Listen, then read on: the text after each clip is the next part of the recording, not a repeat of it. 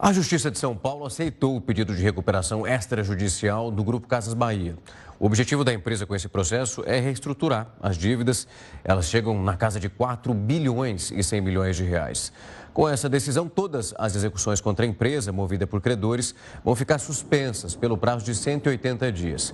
A empresa pretende organizar esse perfil das dívidas que tem com várias outras instituições e também outros bancos, para, de alguma maneira, conseguir fazer essa renegociação e entender dentro desse processo o que precisa ser feito num caso exatamente como esse. Para entender essa situação e olhar para os pontos que são específicos, eu vou conversar agora com o Felipe Denk, advogado especialista em direito empresarial e recuperação judicial, que já aparece aqui na nossa tela. Doutor, uma ótima noite, é um prazer recebê-lo aqui. Boa noite, Rafael, e a todos os telespectadores da Record News. Doutor, eu quero começar a situar o nosso telespectador. De fato, por uma diferença, nós acompanhamos a recuperação judicial com as lojas americanas. Agora a gente tem uma situação que é diferente. Usar esses dois pontos para a gente ter esse pontapé inicial para falar das vertentes, a diferença entre essa recuperação judicial e a extrajudicial. Perfeito, Rafael. Tanto a recuperação extrajudicial quanto a judicial são regulamentadas na mesma lei, a 11.101, que é a Lei de Falências e Recuperação de Empresas, e elas têm muitas semelhanças, porque nada mais nada menos do que é uma forma de negociação em que a empresa em crise, em dificuldade financeira, pode pedir, através da apresentação de um plano de pagamento, a renegociação desse passivo. Com a diferença em que a recuperação extrajudicial tem uma intervenção muito pequena da justiça, diferentemente da recuperação judicial, que todo o processo tramita no Poder Judiciário. A extrajudicial, toda a negociação é feita fora do Judiciário e apenas a homologação é necessária ser feita na Justiça.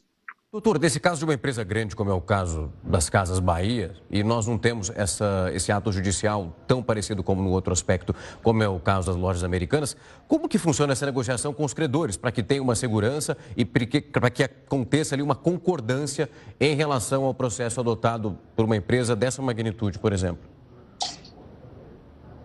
Quando você pede recuperação judicial, Rafael, imediatamente com o deferimento da recuperação judicial, é suspenso as execuções, então o devedor entra na fase de renegociação da sua dívida.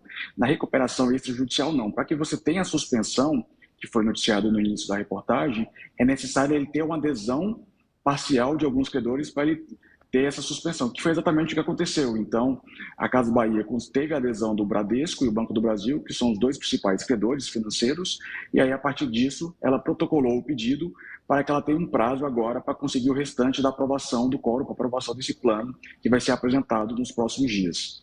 Doutor, em relação a essa dívida, faz parte dessa definição da recuperação extrajudicial um tempo maior em relação a meses, que se convertem a anos, para que esse valor que estava pendente, que poderia ser uma problemática para o ano seguinte, que ele seja pago? A empresa vai ter um pouco mais de tempo para conseguir balizar as suas contas? E se sim, esse tempo ele é maior do que a recuperação judicial? A extrajudicial tem o fator de manejamento que é mais aberto ou isso independentemente?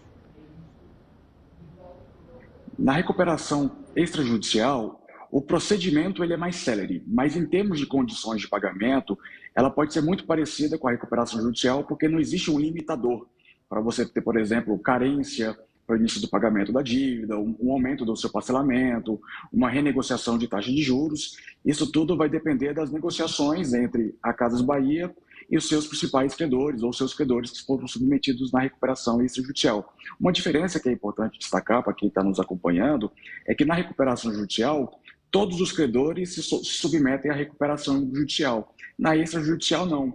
O devedor, no caso da Casas Bahia, ela pode escolher com quais credores ela precisa e quer renegociar. E aqueles que ela não propôs negociação não vai ser afetado pelas condições novas de pagamento que vão ser negociadas. Doutor, em caso de não cumprimento desse processo, nós falamos de meses aqui, nessa recuperação extrajudicial, qual é o próximo passo? Essa empresa, ela volta, ela começou a pagar tudo certinho, até o meio do processo não teve nenhum problema, mas depois outros atrasos começaram a aparecer. Aquilo que foi realizado até o meio, até parte desse processo dos pagamentos corretos, aquilo se perde? Como que a empresa lida num momento como esse? Aprovando o plano de recuperação judicial e homologando, aquela dívida passa a ser paga naquelas novas condições originalmente contratadas. Em caso de inadimplemento por parte das Casas Bahia, o credor terá as medidas executivas de cobrança judiciais normalmente. Diferente da recuperação judicial, que quando há o descumprimento do plano, poderá dar ensejo na convolução e falência. Então, na recuperação judicial, não. O credor poderá executar essa dívida pós-homologação do plano, caso haja esse descumprimento. Doutor, depois que foi anunciada justamente essa recuperação extrajudicial, a empresa passa por quando olhamos para a Bolsa de Valores, como o mercado reage a isso, por mais que ali é um sinal claro de que as contas precisam ser organizadas, acontece uma valorização dessas ações. A mensagem que se transmite num ponto como esse, ok, sabemos que a situação não é boa nesse momento, mas estamos no caminho de uma correção. É isso que faz um processo de ações subir em uma situação como essa? Sim, perfeito. A notícia, na verdade, foi positiva para o mercado, porque a empresa poderia optar, por exemplo, por uma recuperação judicial, que é um meio muito mais gravoso para os seus credores, e, na verdade, não. Ela optou por escolher parte de alguns credores para que ela renegociasse essa dívida. Então, isso acabou valorizando as ações da Casas Bahia, diferentemente da Americanas, que no dia que foi noticiado o pedido de recuperação judicial, despencou o preço das ações. Exato. Doutor, foi um prazer recebê-lo aqui para entender esses dois casos e colocando ali um do lado do outro. Quem está em casa consegue verificar algumas semelhanças e também as suas diferenças em cada uma das perspectivas. Muito obrigado por falar conosco, para tocar num assunto que é importante, ainda mais numa empresa que tem essa proporção e esse impacto também no mercado brasileiro. Mais uma vez, foi um prazer recebê-lo aqui. Obrigado, Rafael. Boa noite a todos. Até mais.